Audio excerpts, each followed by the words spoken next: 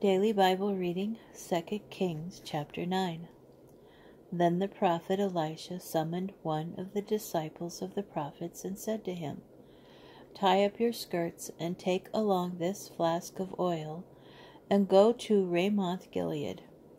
When you arrive there, go and see Jehu, son of Jehoshaphat, son of Nimshi. Get him to leave his comrades and take him into an inner room. Then take the flask of oil and pour some on his head and say, 'Thus said the Lord, I anoint you king over Israel.' Then open the door and flee without delay." The young man, the servant of the prophet, went to Ramoth Gilead. When he arrived, the army commanders were sitting together. He said, "Commander, I have a message for you." "For which one of us?" Jehu asked. He answered, "For you, Commander." So Jehu arose and went inside, and the disciple poured the oil on his head and said to him, "Thus said the Lord, the God of Israel, I anoint you king over the people of the Lord, over Israel. You shall strike down the house of Ahab your master.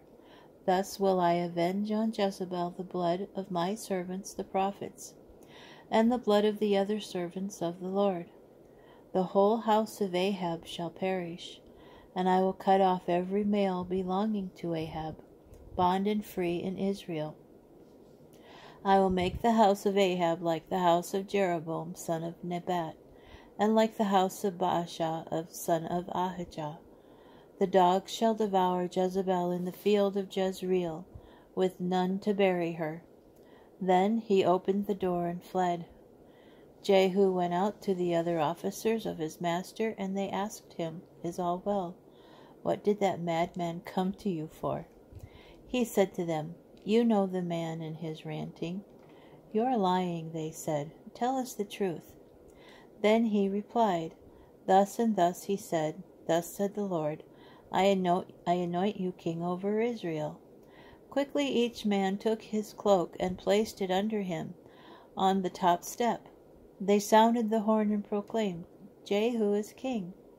Thus Jehu, son of Jehoshaphat, son of Nimshi, conspired against Joram. Joram and all Israel had been defending Ramoth Gilead against King Hazael of Aram. But King Joram had gone back to Jezreel to recover from the wounds which the Arameans had inflicted on him in his battle with King Hazael of Aram. Jehu said, "If such is your wish, allow no one to slip out of the town to go and report this in Jezreel."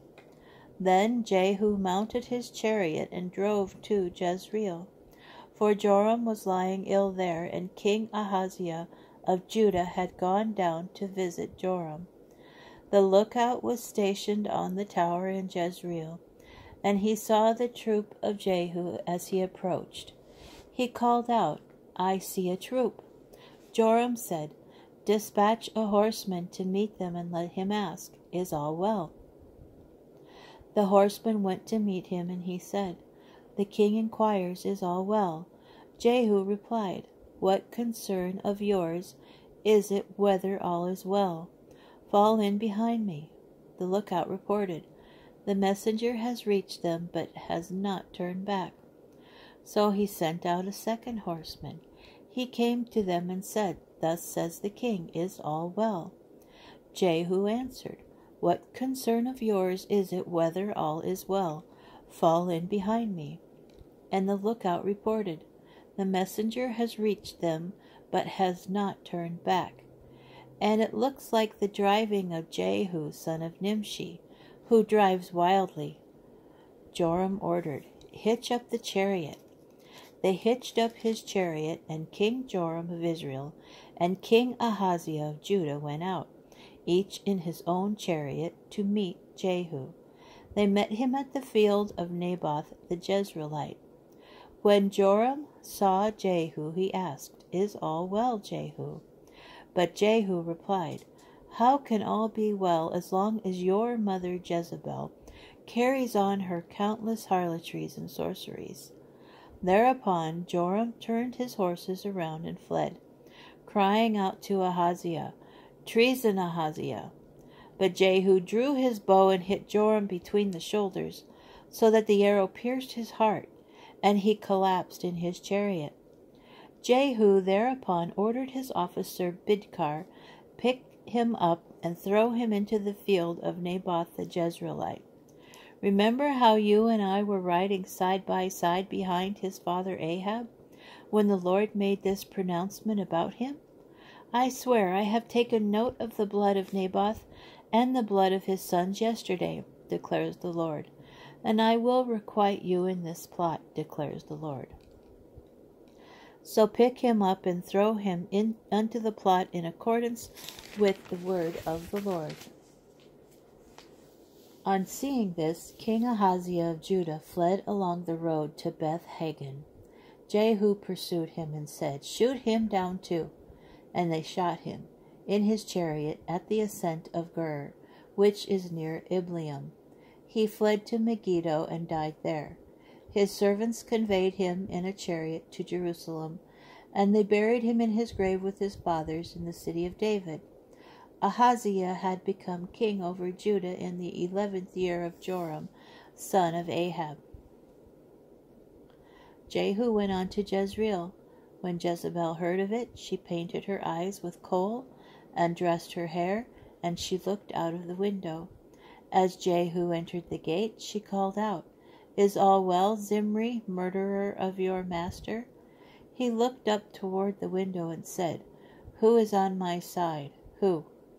And 2 or 3 eunuchs leaned out toward him. "Throw her down," he said. They threw her down, and her blood spattered on the wall and on the horses, and they trampled her. Then he went inside and ate and drank, and he said, "Attend to that cursed woman and bury her, for she was a king's daughter."